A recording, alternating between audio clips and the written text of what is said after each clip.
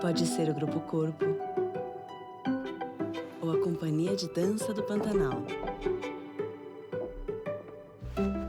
Museu de Arte Moderna de São Paulo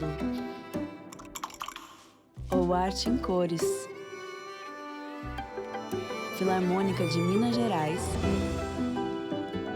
ou Programa Vale Música. Restauração do Museu Nacional ou da Cripta da Basílica de Nazaré. Onde tem cultura, a Vale está. Dos projetos que todo mundo já conhece, até aqueles projetos que todo mundo precisa conhecer. A cultura brasileira tem o nosso apoio. É valorizando essa cultura que crescemos e evoluímos juntos. Instituto Cultural Vale.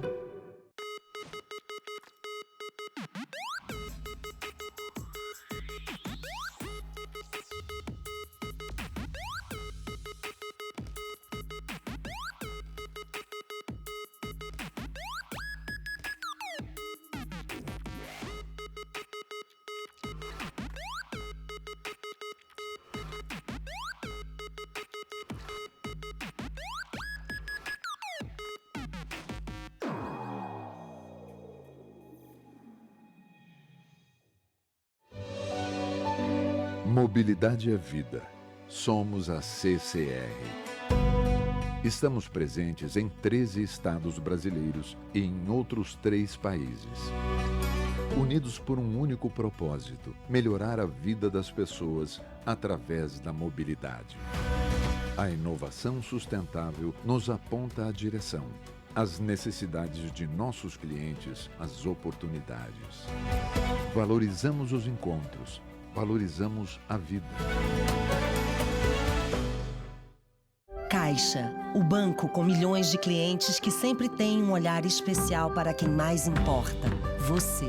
É por você que tem nos benefícios sociais a esperança para superar os desafios. É por você que tem direito à moradia digna e quer realizar o sonho da casa própria. É por um país que acredita na união e reconstrução, com mais diversidade, sustentabilidade e muitas oportunidades. Caixa, é por você, é por um novo Brasil.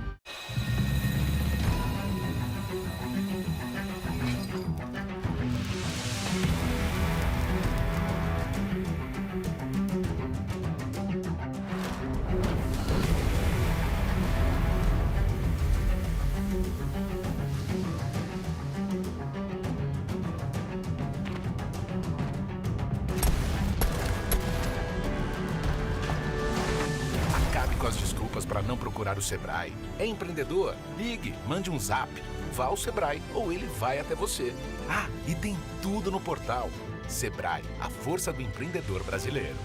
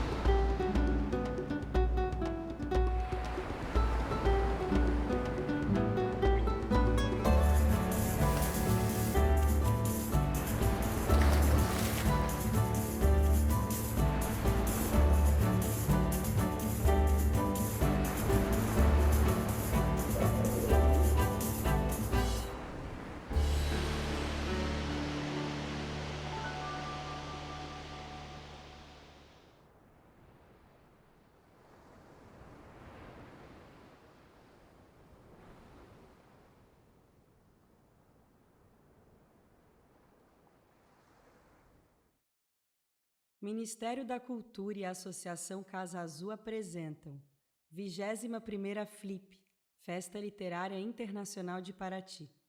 A FLIP conta com benefício da Lei de Incentivo à Cultura, Lei Rouanet, PRONAC 231427 e possui acessibilidade para pessoas com deficiência física, visual e auditiva. tem patrocínio Master, Instituto Cultural Vale. Patrocínio Ouro, Itaú. CCR e Caixa. Patrocínio Prata, o Globo, Mac Móveis e Sebrae. Patrocínio Bronze, Globo Livros e Eletronuclear. Parceria institucional SESC. Prefeitura de Paraty, Embratur e Museu do Território. É uma concepção, Associação Casa Azul. Realização, Ministério da Cultura, Governo Federal, Brasil, União e Reconstrução.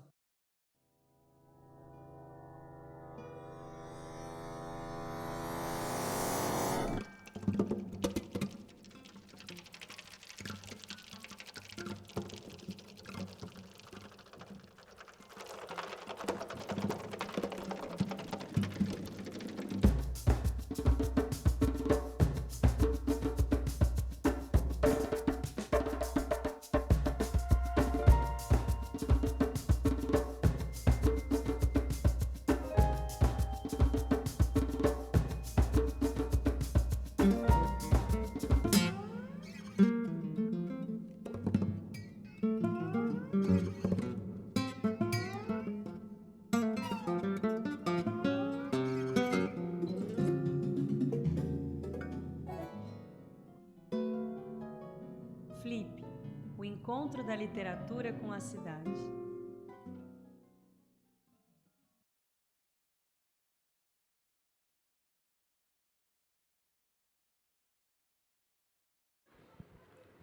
Boa tarde, eu sou a Fernanda Bastos, curadora da Flip 2023, junto com a Milena Brito, e com muita alegria eu chamo, né, esse encontro, que é um desses super esperados por nós, e quem vai conduzir é a professora e escritora Maria Carolina Casati, que eu chamo já para o palco, junto, então, com a Carla Cotirene e a Coeque Emezi. Olá! E aí, minha irmã, tudo bom? Tudo bem. Eu sei que Aqui, né?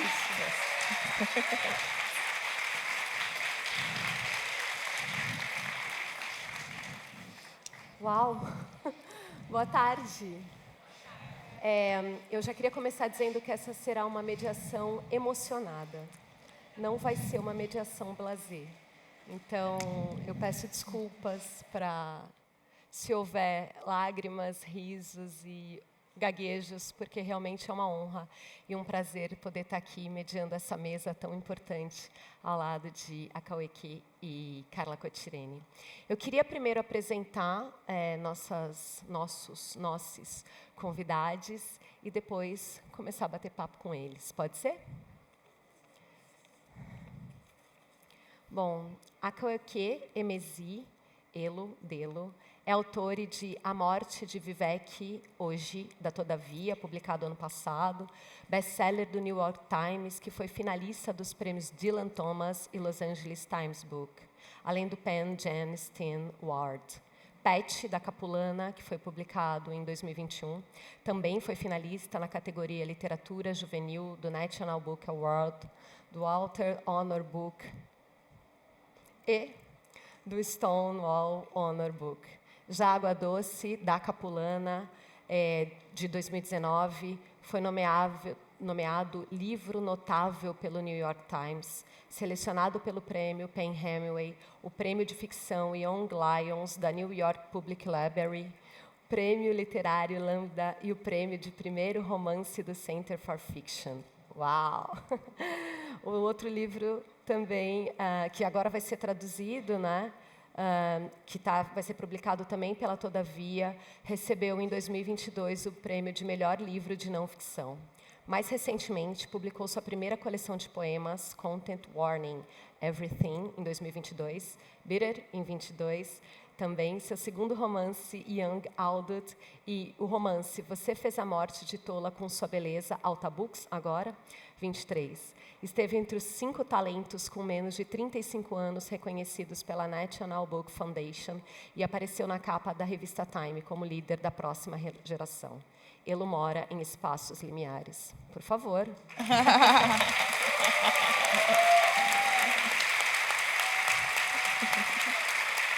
Maravilhosa. Carla Acotirene. Carla Acotirene nasceu em Salvador, na Bahia, em 1980. É doutora em estudos feministas pela Universidade Federal da Bahia e tem se firmado como uma importante voz no debate público a partir de seus estudos sobre temas como feminismo negro, racismo estrutural, equidade de gênero e interseccionalidade.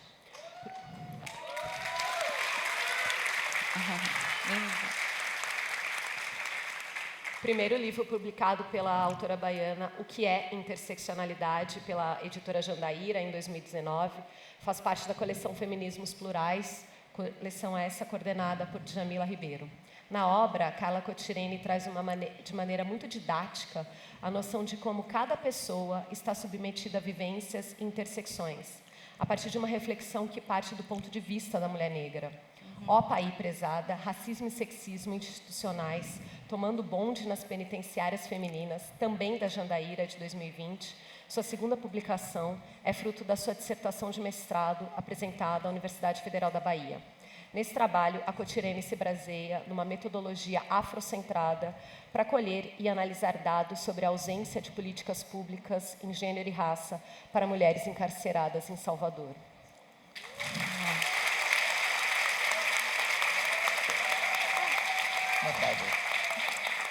Acho que eu também vou brevemente me apresentar. Como Fernanda já disse, meu nome é Maria Carolina, eu sou escritora, pesquisadora, faço parte do grupo GEPOM na USP, no qual eu pesquiso memória, história oral e narrativas de mulheres negras que se relacionam com homens italianos.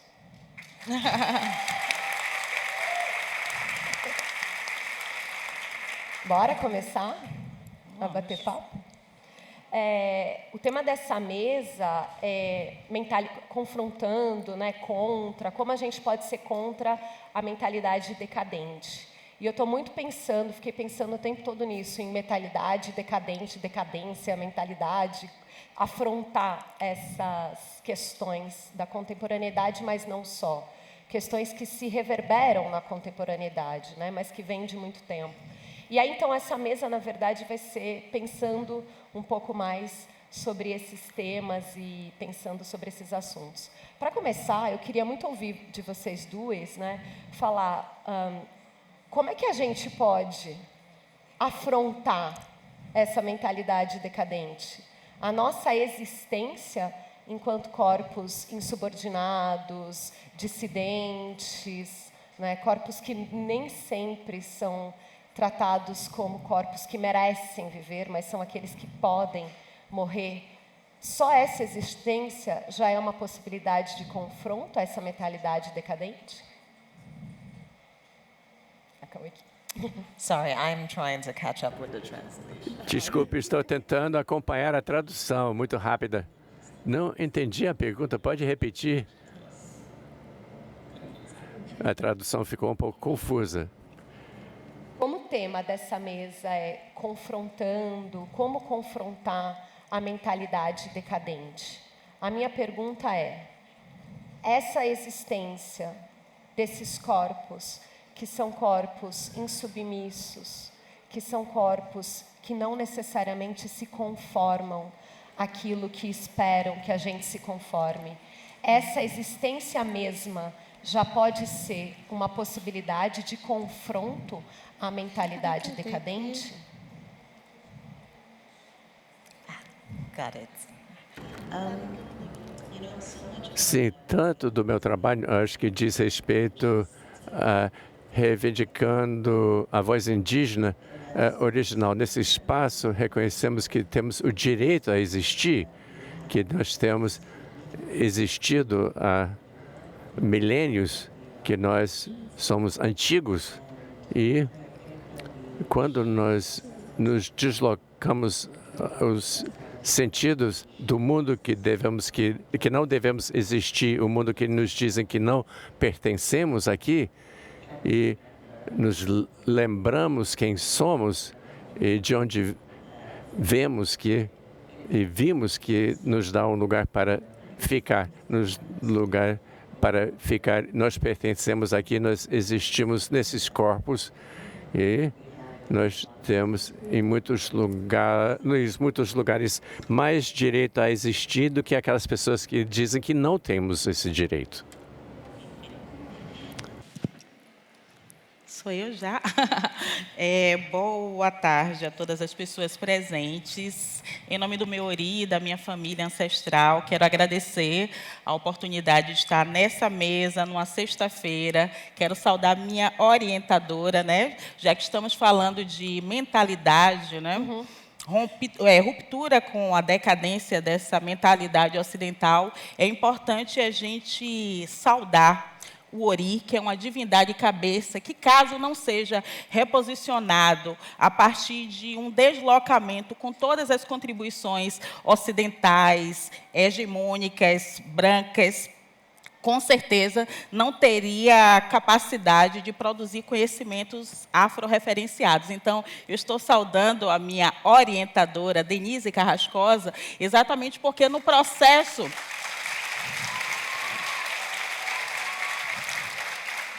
exatamente porque é importante para nós, enquanto intelectualidades, ingressarmos no universo acadêmico, entendendo que o nosso Ori, divindade cabeça, precisa se conectar com orientadores e orientadoras que também tenham cabeças descolonizadas. Isso é romper com a mentalidade decadente, porque como você vai produzir uma ruptura com a dependência epistemológica da Europa Ocidental e Estados Unidos, de sobremaneira, se o seu próprio orientador é contra a sua cabeça, é contra a sua escrita, é contra a sua revolução epistemológica. Então, o meu compromisso de literatura é exatamente esse compromisso.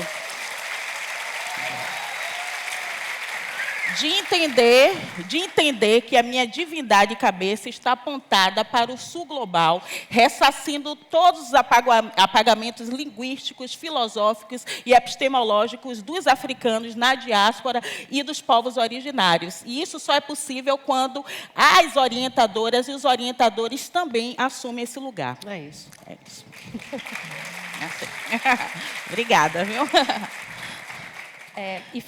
Já começando, então, a pensar de uma forma um pouco mais específica ou entrando em conceitos que dizem respeito tanto à academia, mas à produção literária, cinematográfica, musical ou, especificamente, à produção acadêmica, as duas obras, né, a obra de vocês duas, tem muito a ver com uma visão, obviamente, como a gente está falando aqui, afrocentrada de mundo. Uma visão que não é colonial, né? Sim. E não é colonialista. Perfeito. Né? E aí eu acho que um dos conceitos, talvez, que me parece que aparecem nas duas obras, ou na obra de vocês duas, é justamente cosmopercepção. E eu estou pensando no conceito da Oyeronke Oyeyumi.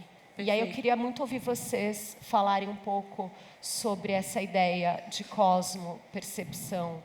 Principalmente, o que isso diverge da ideia de cosmovisão. Por que é importante a gente pensar em cosmopercepção de mundo e não necessariamente só em cosmovisão? Posso começar?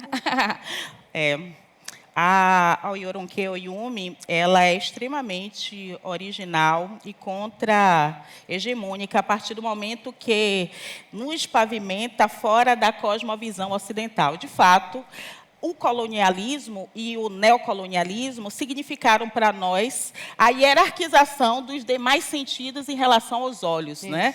Os olhos, a partir do momento que são colocados num lugar de verticalidade em relação aos demais sentidos, ele acaba estabelecendo que a aparência vista pelo olhar do racismo será aquela aparência perseguida, será aquela aparência lida como brutalizada, será aquela aparência lida como menos intelectual. Então, a partir do momento que nós nos fundamentamos na cosmopercepção, e eu até gosto também de me filiar ao Odu de Oxum, né, Oxê-Medi, que vai falar de 5, né, búzios abertos, é exatamente para a gente significar em nós os sentidos que damos às nossas existências, que não podem ser orientados a partir do que o branco europeu, né, ocidental, trouxe para nós em termos de construção de humanidade, onde gênero, raça, sexualidade são as marcações significativas das identidades. É por isso que esses encontros aparecem sempre como políticas de identidade, onde os olhos ocidentais estabelecem quem são as mulheres, quem são os negros, quem são os indígenas, quem são os outros, né? Ou seja, pega exatamente a biológica, vai dizer, Oyoronke, Oyomi, né? E transforma significados minúsculos, né, da biologia em categorias de ciência social. Ou seja, menos de 1% do componente genético é responsável pela a minha aparência de pele preta, de cabelos, né, dreads, com esses traços que eu trago aqui. No entanto, esse conteúdo minúsculo também é responsável para que eu seja vista na condição de negra, ou seja, a outra de uma humanidade normativa, reconhecida do ponto de vista jurídico como aquela adequada para conduzir as relações sociais. Da mesma forma que no que diz respeito ao patriarcado, que existe de maneira inseparada do racismo, bastou um cromossomo dentre os 46, né, que nós temos, para a humanidade ser dividida entre homens e mulheres. Ou seja, o que Oronke Oyumi está dizendo para nós é que a cosmovisão ocidental, ela trouxe a ideia de mulher e de homem, né, como categorias que são biologizantes, que escolheram os olhos e os significados minúsculos desses conteúdos para as aparências, para estabelecerem o norte global, né, o homem branco da Europa, como condutor, inclusive, né, das nossas experiências periféricas de sul global e de periferia mundo. No entanto, quando a gente vai para as epistemologias Bantu, né, mundivivência, né, falando também dos significados bantus a partir de Foucault, de Makota Waldina, das epistemologias iorubás, né? Se a gente estiver ali dialogando com a nossa filosofia de terreiro, por exemplo, a gente vai compreender que a categoria mãe, por exemplo, é uma categoria de autoridade que não tem a ver, por exemplo, com esses significados biologizantes, porque a categoria, né, mãe, ela é construída no Ocidente a partir da visão ocidental. Você sai da condição de filha de um patriarca para virar esposa de alguém e para virar mãe de alguém. Ou seja, nós, mulheres, sempre existimos, né, para o outro e não com os outros. E a cosmopercepção...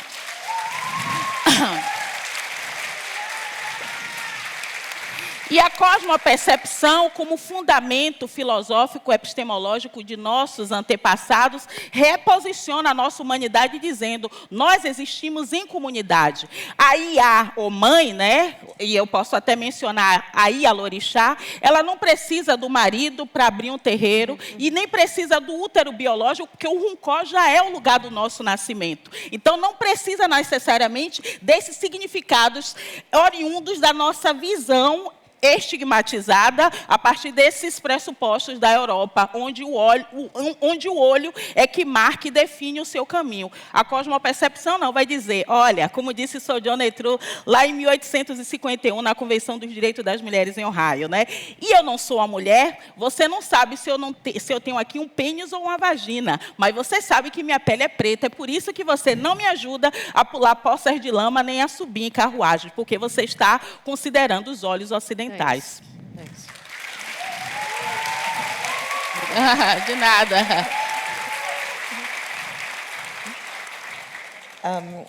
There's a story that Tem uma história que eu frequentemente conto sobre o que me levou a escrever o meu primeiro livro, Freshwater, o Água Fresca.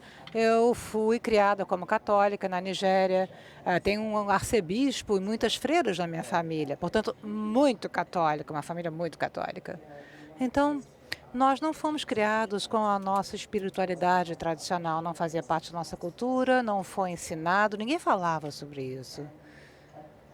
E há cerca de 10 anos, aproximadamente, eu comecei a experimentar todas essas coisas que melhor poderia ser descoberto, traduzido como um chamado espiritual.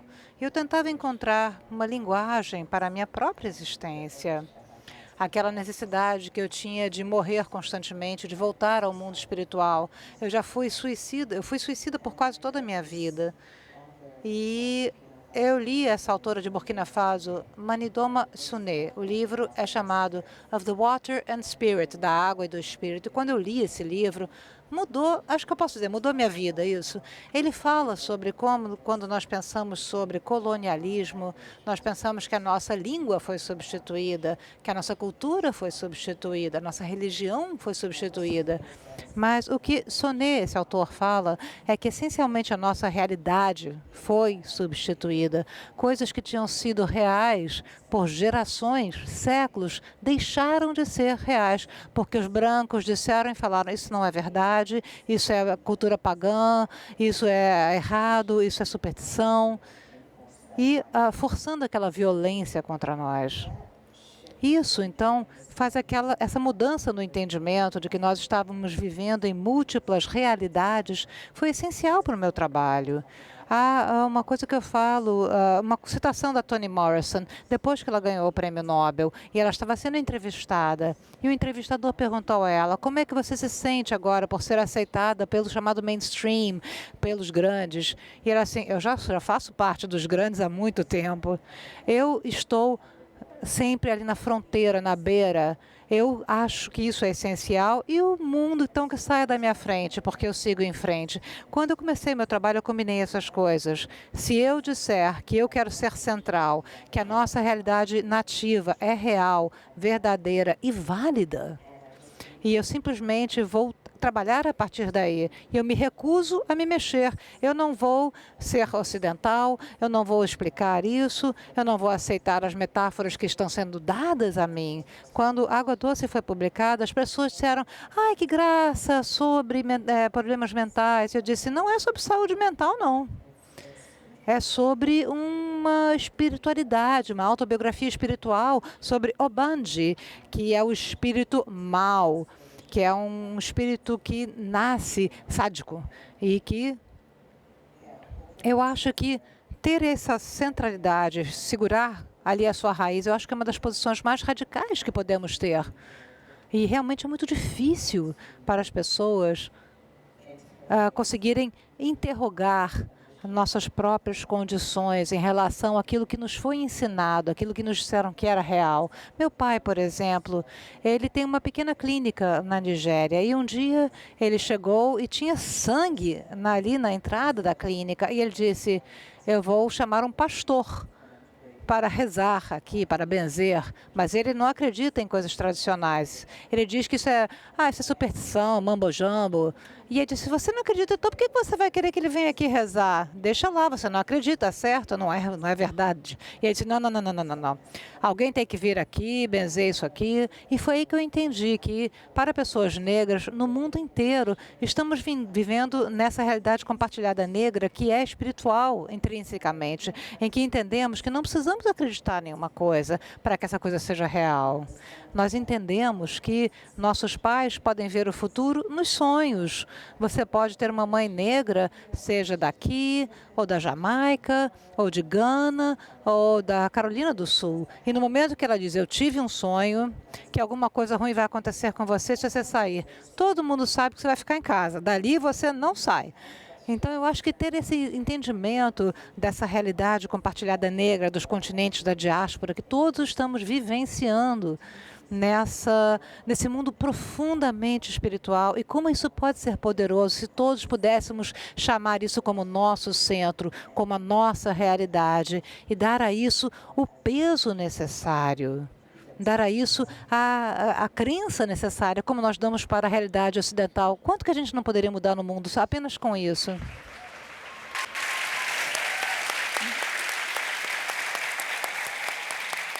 Eu só preciso avisar que vocês têm papéis, então vocês podem começar a anotar suas perguntas, que aí depois manda para cá e a gente faz as perguntas. Essa pergunta veio justamente por causa de Água Doce.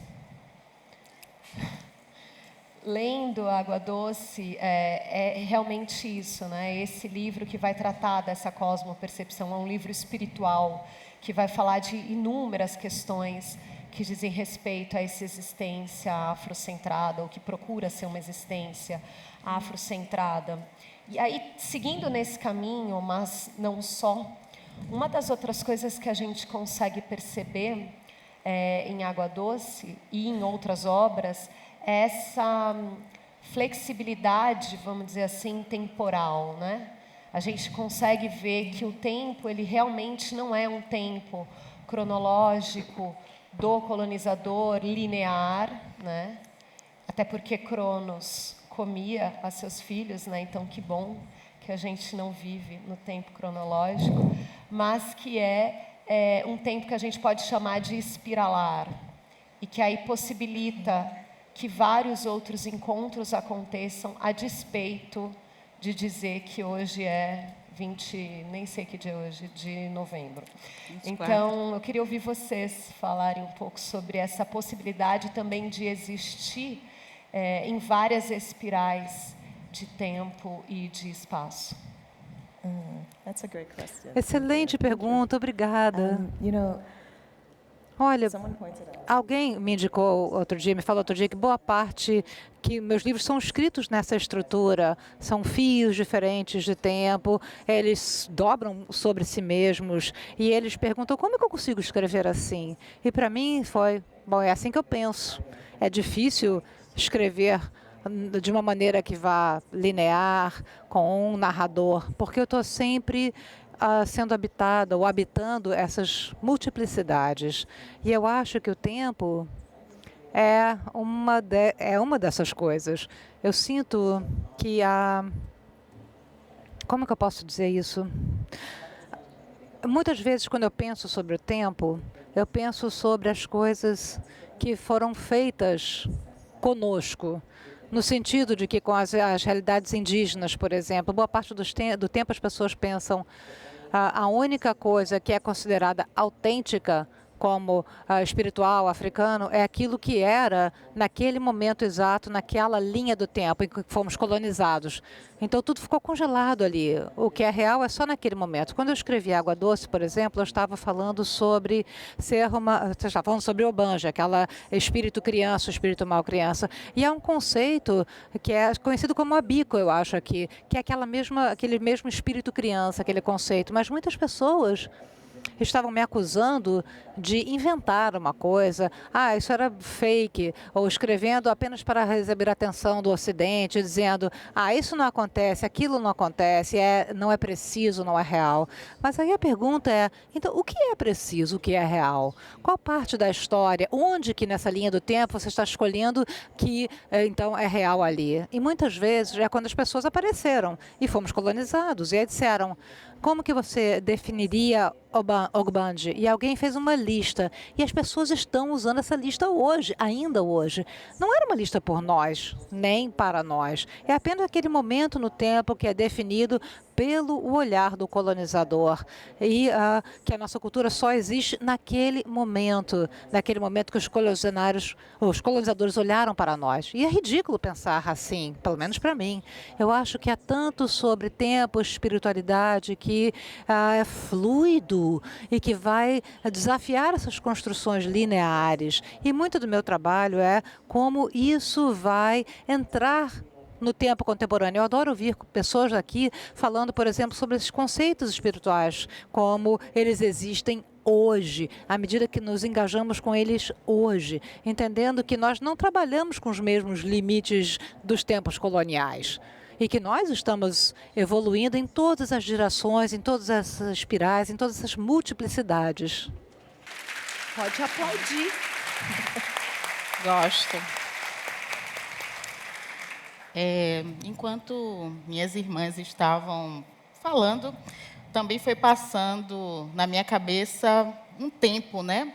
Um tempo de me reconhecer enquanto escritora. E aí, de novo, eu necessito me conectar com a minha orientadora, né, Denise Carrascosa, porque de fato, o tempo para nós não é o tempo de Cronos, né? Não é o tempo que deixa sinais, etapas, linearidades, né? Não é o tempo verticalizado, não é o tempo que diz o início e diz o fim, como o Nego Bispo traz para a gente, né?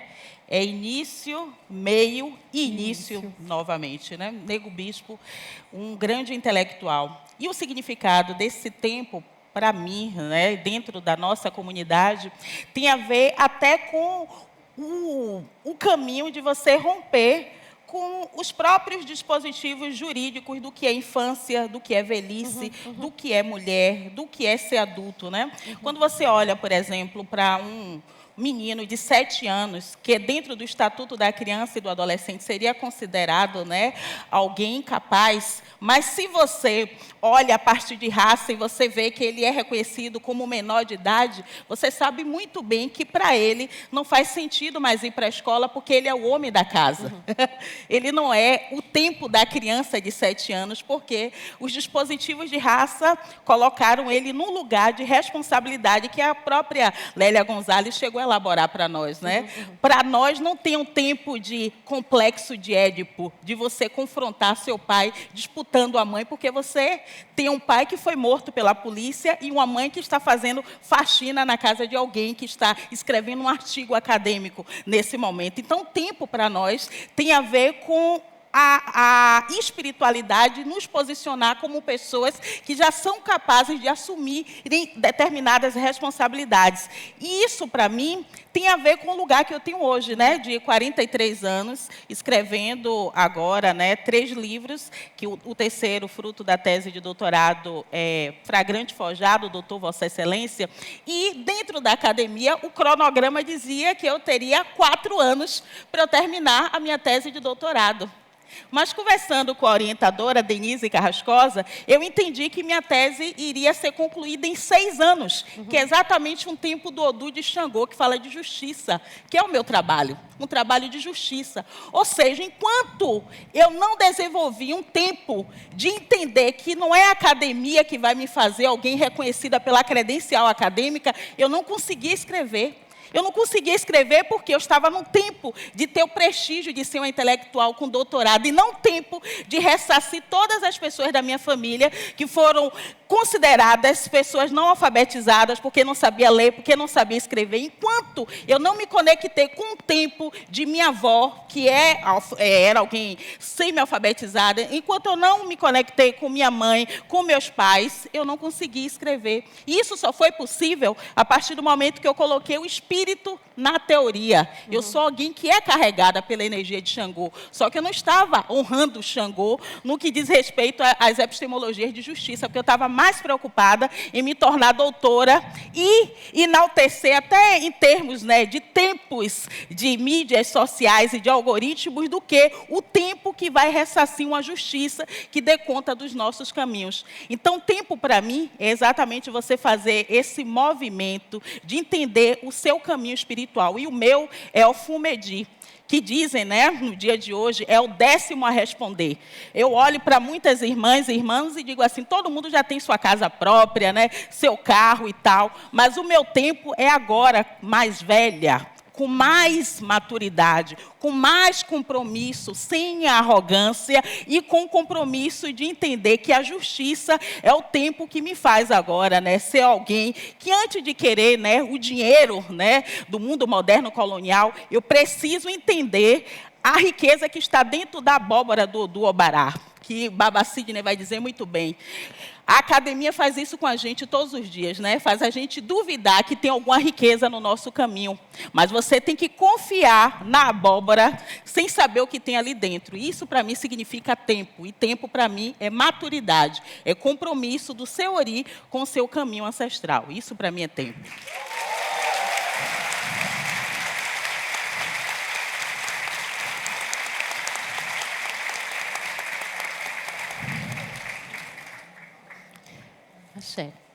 Na pergunta anterior, Você também estava mencionando uma questão da linguagem. Aliás, o tempo todo aqui a gente está falando dessa linguagem outra, ou dessas formas outras de existir a partir de uma narrativa que não é uma narrativa colonial, a partir de palavras que não são necessariamente as palavras que nos impuseram, e a partir também de definições de nós mesmas que não são mais as definições que a branquitude nos dá.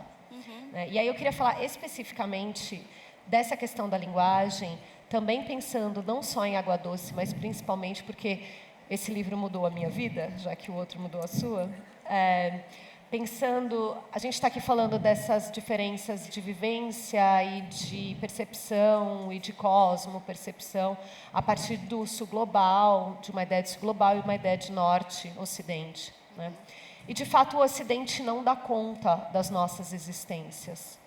Ele não comporta a complexidade dos nossos corpos, das nossas vivências, das nossas teorias, né, das nossas narrativas.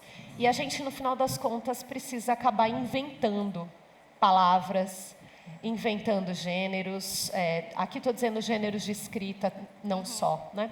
Mas inventando palavras, inventando gêneros, inventando, inclusive, ancestrais, digamos assim, né? Já que não conseguimos mais ter acesso àqueles que foram os nossos anteriores. A gente consegue perceber isso muito no texto, né? Como eu estou dizendo, especificamente no Água Doce, com a hibridação de palavras, conjunção de palavras. É muito difícil decidir que gênero que essa obra é, se é romance, se não é. E também ninguém precisa achar um rótulo só, né? Mas ela é uma obra muito mesclada, misturada. E, de uma certa maneira, me parece que ela é quase uma metáfora, quase uma representação dessa existência também, que é híbrida, que é plural e que precisa se reinventar pela palavra o tempo todo, para dar conta. Aí eu queria ouvir vocês falarem um pouco sobre isso. Não tem palma para quem faz pergunta? Gente, eu fiz a lição de casa.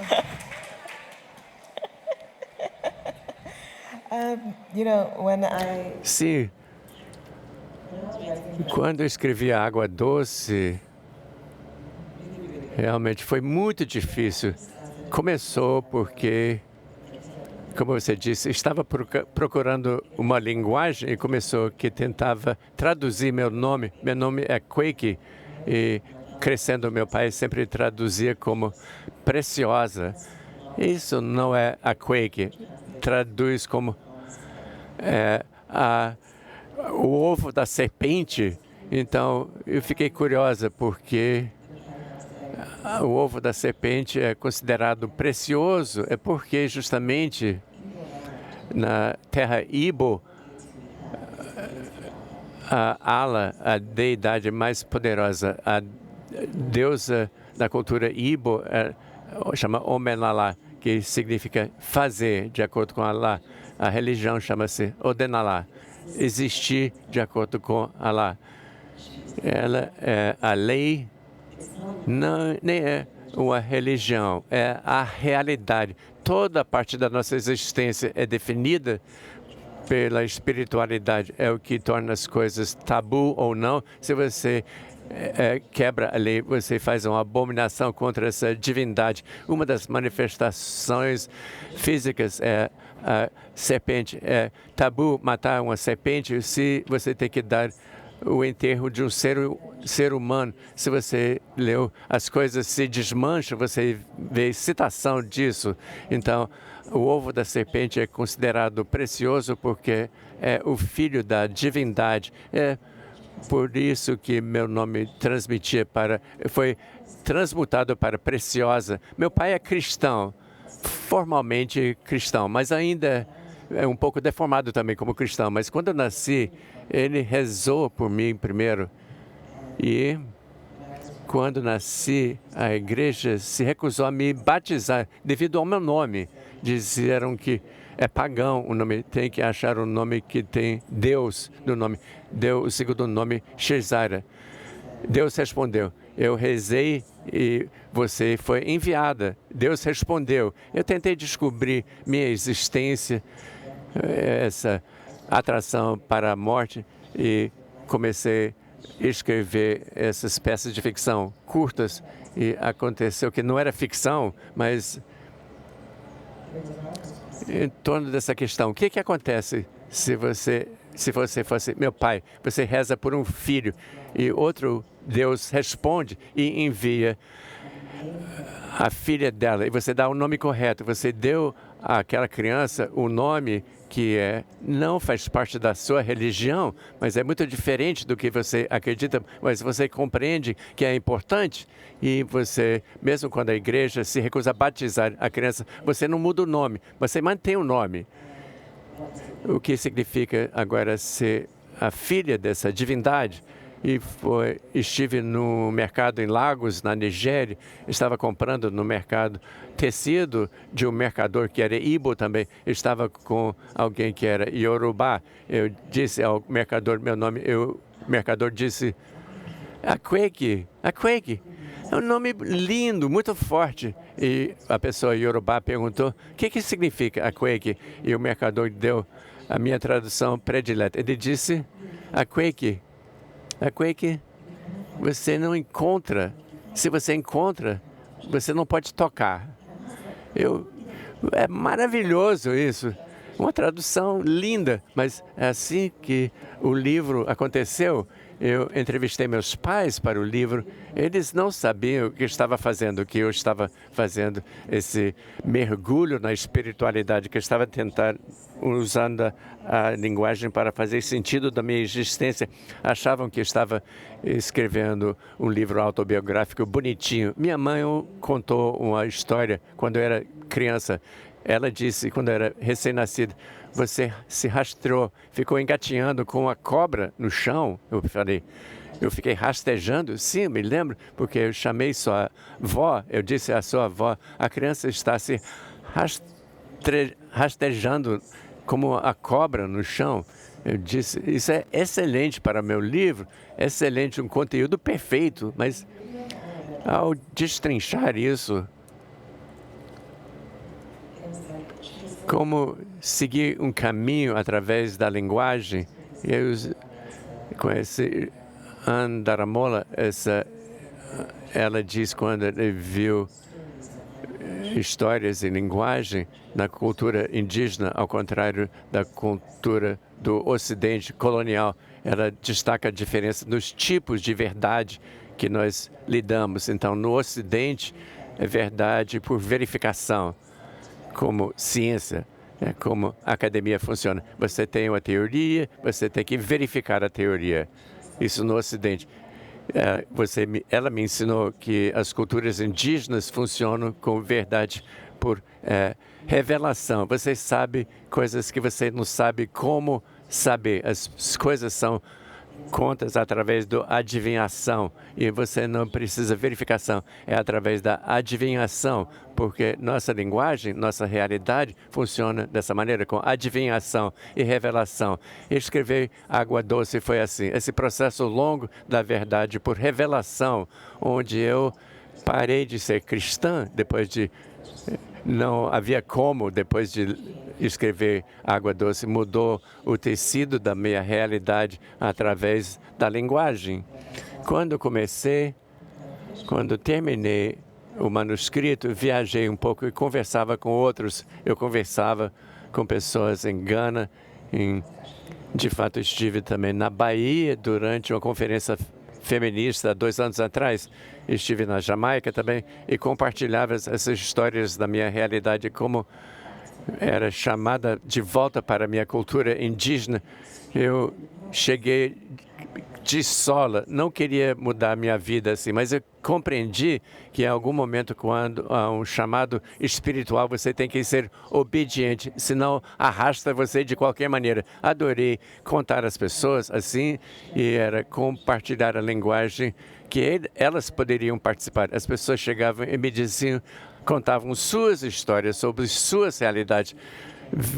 Eram clarividentes, coisas nos sonhos eram reveladas e não havia mundo onde pudessem conversar sobre essa clarividência. Se você fosse à igreja, era possuído por um demônio.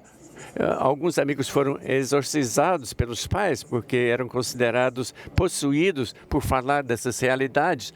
No Ocidente, você fosse fazer terapia, diziam que você era louco, diziam que você era esquizofrênico e tudo isso. Eu não digo que essas coisas são verdade, às vezes não tem que ser um ou outro, mas não havia realidade onde as pessoas que estavam tendo essas experiências como eu poderiam existir sem serem patologizados. Não havia realidade neutra. Isso pode acontecer com você e não há nada errado com você. Eu encontrei Jessica Campmore e ela falava com Jessica sobre água doce e ela me contava ouve vozes, o filho dela, da Jessica, se recusa a levar a um psicólogo porque vão dizer que é esquizofrênico, mas ela sabe porque ela ouve vozes também. E ela diz, são os ancestrais, ouvindo espíritos conversando. Eu pensei, é um dom conseguir criar um filho numa cultura espiritual indígena sem condená-lo pelas experiências espirituais. Cuidar, ensinar que isso são os seus antepassados, falando para dar linguagem para o que está acontecendo com o filho. Foi a minha esperança com a água doce que poderia alcançar as pessoas que precisava alcançar e que poderíamos encontrar maneiras como esta para nos ligar sobre nossa realidade espiritual compartilhada, que nossos mundos são reais, para ter essas pontes de linguagem para falar sobre o que está acontecendo conosco sem sermos esmagados com essas ideias cristãs, essas páginas ocidentais que não nos permitem possibilidade na nossa linguagem ou na nossa existência.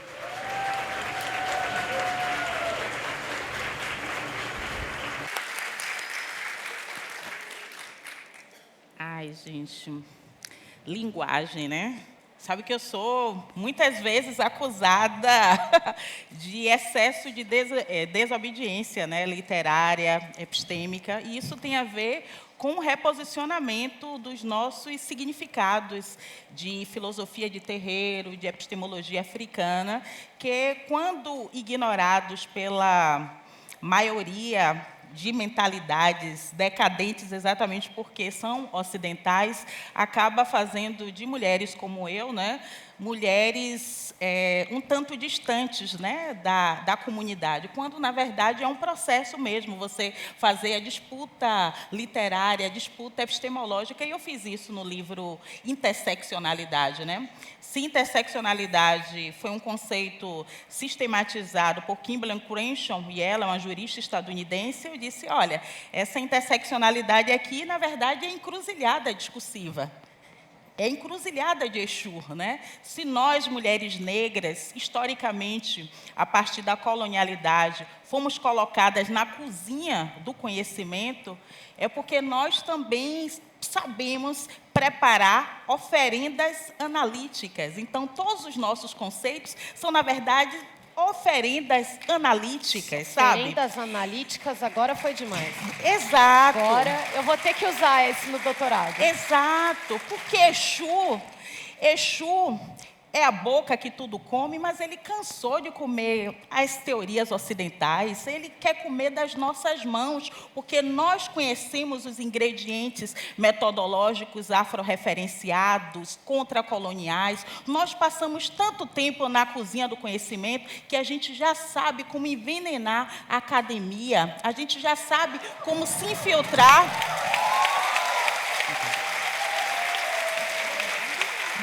A gente sabe como se infiltrar como água para ir minando aquelas estruturas. Porque se estamos falando de valores constitutivos e contextuais da ciência, toda fonte de regra é uma fonte que depõe contra nós, né? Somos obrigadas e obrigados, né, a exercitar uma política de citação toda da Europa, enquanto as nossas autoras e autores ficam como leitura complementar.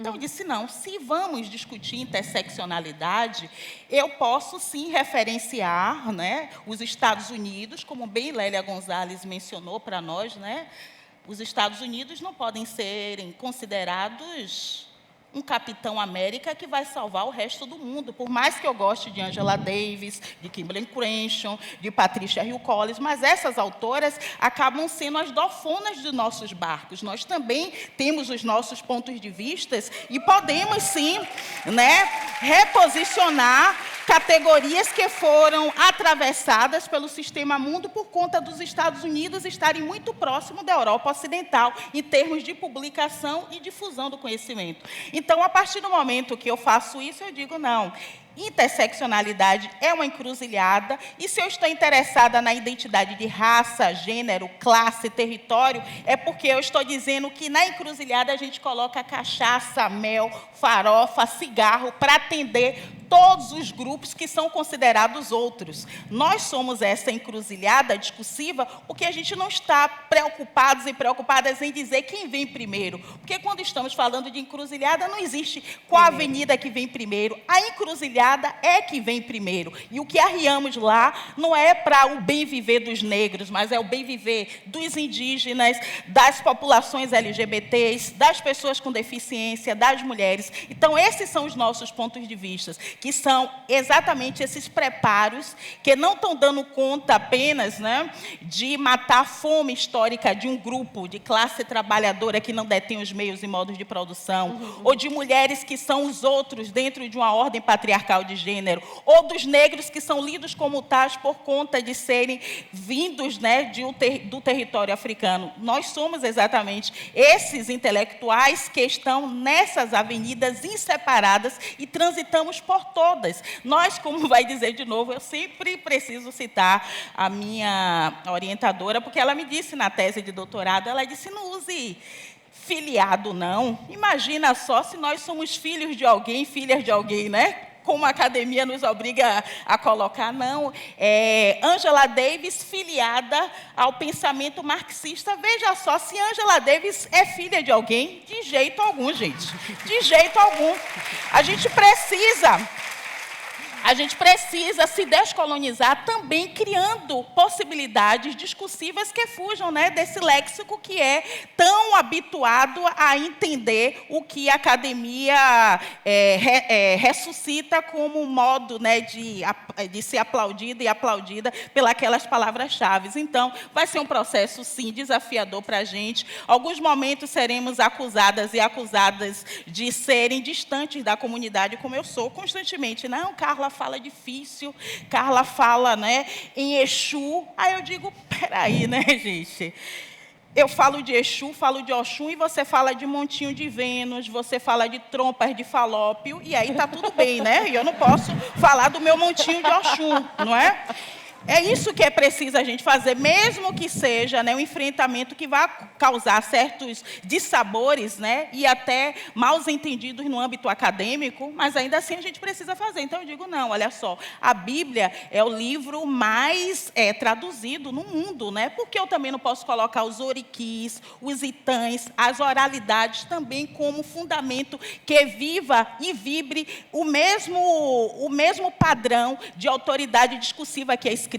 É por isso que existe o encarceramento em massa, porque a nossa oralidade não tem o mesmo prestígio que a escrita do policial na hora da prisão em flagrante. Não adianta a gente chegar diante do juiz e dizer, eu estava limpo, eu estava com baseado de maconha, porque a escrita é que vai dizer, não, você estava com balança de precisão. Então, é por isso que a gente precisa resgatar e dar um giro, né, descolonial na nossa literatura em termos de registro escrito, para que os nossos pontos de vista, as nossas experiências vividas também ressurjam como uma revolução que signifique novamente o Quilombo de Palmares, como disse Lélia Gonzalez, né? No Quilombo de Palmares não tinha exploração de classe ou subordinação de gênero, né, ou opressão racial, da mesma maneira que na filosofia do terreiro, você, para não criar conflito com ninguém, você acorda e já despacha a porta, porque você não quer problema com as populações da rua. Você assenta a cigana, você assenta a caboclo, você assenta seu orixá, você assenta todas as comunidades, porque se estamos falando de revolução, a revolução é africana.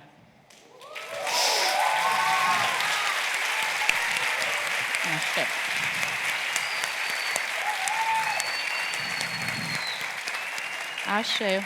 Axé.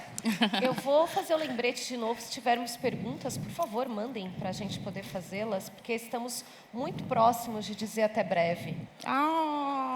Então, se você traga a pergunta até aqui. Isso, manda, porque eu não consigo ler daí. Obrigada. Muito obrigada. Pensando nessa ideia mesma de encruzilhada, de Exu e de uma pedagogia outra, que também é uma pedagogia afrocentrada e não necessariamente uma pedagogia que vai referenciar ao norte global, a colonização. E pensando, né, você invocou a presença de Lélia Gonzalez, mas também de Angela Davis, da Crimbley Crenshaw, Patricia Hill Collins e todas essas outras que pairam e que estamos, ainda bem, na mesma espiral de tempo que essas mulheres, que honra. Eu queria ouvir vocês falarem um pouco sobre feminismo, na verdade, né? A gente escuta o tempo todo Angela Davis dizendo que o feminismo negro nasce no Brasil, né? Que a gente não precisa se referenciar o tempo todo ao norte global quando for falar de feminismo negro ou de existências plurais negras no mundo. Eu queria ouvir vocês falarem um pouco sobre isso, sobre essas particularidades em ser corpos dissidentes ao redor do mundo. Então vou ser bem breve, né? Embora... É porque a gente já está quase acabando, né? Senão porque a metáfora do sul global não significa necessariamente dizer que as nossas irmãs de barco que estão na América do Norte são hegemônicas, porque elas podem estar situadas no lado norte global e terem um compromisso de sul global, um compromisso de periferia mundo. Então, quando Angela Davis diz: vocês não precisam citar mim porque vocês têm Lélia Gonzalez, ela está reposicionando esse lugar de sul global. Ela está dizendo: eu estou nos Estados Unidos, reconheço a capacidade estadunidense, né, de publicar, de ter uma política de citação mais efervescente do que a do Brasil, que é o lugar da América Latina, como vai dizer Lélia Gonzalez, mas ainda assim a gente precisa se conectar com o ressarcimento daquelas divindades que já deram nome na praça. E, no entanto, a gente não está puxando a cantiga. De fato, não precisaríamos ter Angela Davis aqui no Brasil dizendo: citem Lélia Gonzalez.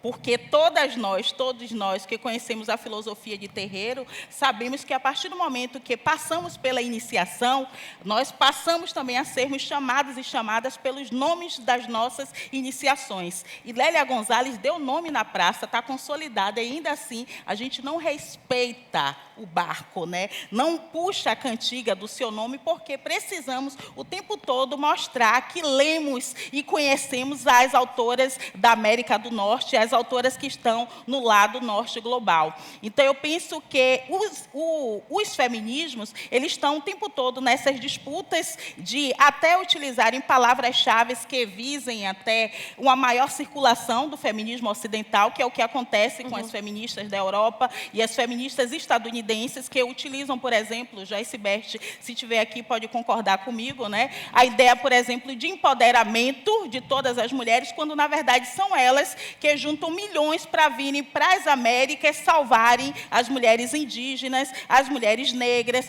com a ideia de que os homens negros, por exemplo, são brutalizados, com a ideia, por exemplo, de que precisamos, né, romper com a nossa comunidade para fortalecermos uma política de identidade, não a identidade política. Eu confio na identidade política, ou seja, a nossa capacidade de olhar para a matriz de poder colonial e perceber onde cada território suscita um significado de dominação branca, europeia, né, cis, heterossexual. Isso não depende apenas do norte, Estados Unidos, Europa. Aqui no Brasil também estamos falando de partidos políticos, estamos falando de territórios que, mesmo racializados, a exemplo da Bahia, também conta, né, com a participação hegemônica de intelectuais que se dizem orgânicos, mas, de certa maneira, também são racistas. Então, a gente precisa estar o tempo todo fazendo esse trânsito, né, de confronto e de e de estratégias de desautorização dessas identidades que dizem assim, não, mas eu estou no lado sul,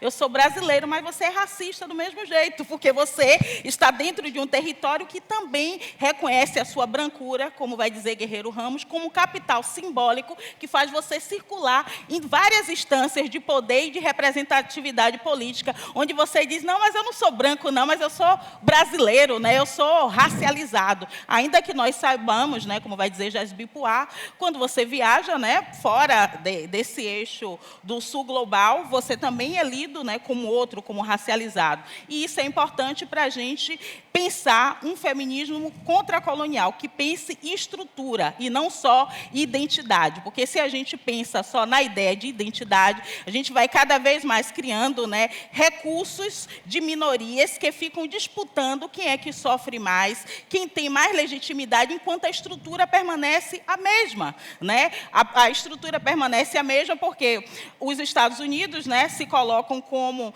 a autoridade que vão chegar no Brasil e vai dizer, vamos organizar essas mulheres porque elas são alvos da feminização da pobreza, elas apanham dos maridos, as famílias estão desestruturadas, tanto é verdade que essas imagens de controle, segundo Patricia Hill Collins, serve até para o Estado utilizar nas governanças as políticas de transferência de renda, partindo desse pressuposto de que a família é desestruturada, né, de que a mãe não tem pulso com o filho, né, que o pai está ausente. Tudo isso tem a ver com um feminismo que é ocidental também, que vende essa imagem de que vai salvar as mulheres terceiro-mundistas e que elas que podem circular no mundo, né, fazendo conferências e elaborando propostas sobre nós sem a nossa participação. É por isso que eu até entendo e respeito, por exemplo, a Lei Maria da Penha, que é de 2006, mas no mesmo contexto, né, de Maria da Penha, que foi vítima do professor Viveiros,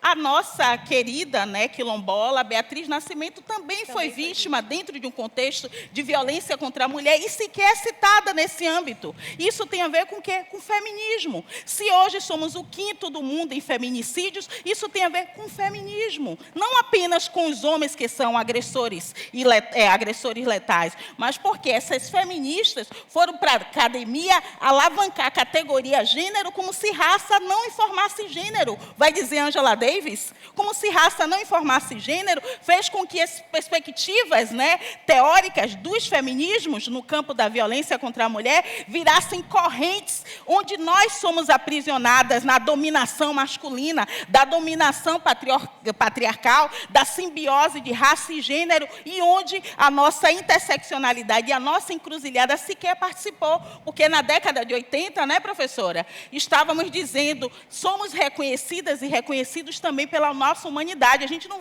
atravessou a década de 80 dizendo que os homens pretos batiam nas mulheres, porque a gente não teria essa intenção de aumentar estigma contra homens que já são perseguidos pelas polícias. No entanto, a década de 80 se viu exatamente para que o âmbito das políticas que combatem a violência contra a mulher se visse universalmente para atender apenas as mulheres brancas, sem entender os nossos contextos comunitários, principalmente quando a gente está olhando hoje, né, para a necessidade de chamar para a comunidade uma polícia que, se estiver ali, né, quando a gente diz assim, eu tomei porrada do meu marido, ela também vai dizer, mas seu filho também está com baseado de maconha, né? Então, não dá para a gente alavancar uma perspectiva feminista que atravesse a centralidade de gênero sem entender o que significa para nós território perseguido racialmente, o que significa para nós proibicionismo, o que significa para nós, né, ter o paradoxo de, ao mesmo tempo, defender a Lei Maria da Penha, que é de 2006, e, ao mesmo tempo, não deixar de ignorar a Lei de Execução Penal, que é de 84, onde apenas a população negra se sabe reconhecedora de dispositivos que têm a ver com, por exemplo, a necessidade de valorizar a nossa filiação religiosa, né? Que feminismo é esse nosso, que sequer percebe que mulheres aprisionadas, né, professora Denise, não têm o direito de cultuarem seus ancestrais no âmbito da cadeia, igual acontece aqui, por mais que tenha, né, na Lei de Execução Penal a necessidade de você exercitar a sua fé ter assistência religiosa garantida, ainda assim, a gente não tem esse direito. A gente fala em violência contra a mulher, mas a gente não sabe quantos homens aprisionados, né, ainda assim fazem chegar aqui fora às mulheres a necessidade de visitá-los como obrigação, senão elas serão mortas, mesmo eles estando privados de liberdade. Então, os nossos feminismos, quando eles não conhecem as estruturas, não conhecem o colonialismo, nem a colônia penal, quando ele não conhece, né, a penitência e nem a penitenciária, a tendência nossa é se aglomerar em identidade e esquecendo-se da identidade política que precisa destruir todas as prisões. É isso. Agora que eu estou indo. I have nothing to add. That was brilliant.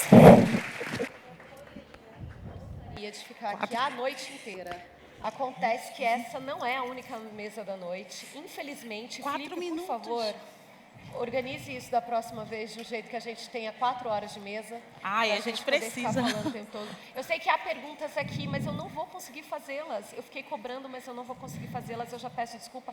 Mas eu acho que, de fato, eu li aqui as perguntas e elas tocaram nesses assuntos que vocês falaram e perguntaram, por exemplo, como é que a gente pensa em espiral a partir de fatos históricos, como é que a gente pensa em uma educação afrocentrada, como é que a gente faz com que não só a África, mas também linguagens de povos originários entrem na nossa vida e na nossa fala. Então, acho que isso foi tocado. E depois, eu convido vocês a irem na livraria da Flip para pegar os autógrafos. Aí você aproveita e já faz a pergunta diretamente, já abraça, beija, chora e agradece por essa mesa maravilhosa. Eu queria agradecer essa honra, esse prazer que foi poder conversar com vocês todos aqui, agradecer essa presença ilustre e também essa escuta generosa, tanto de quem estava na mesa quanto quem está aqui na plateia. Muito obrigada por essa escuta generosa. Fiquem, que tem mais mesas. Até!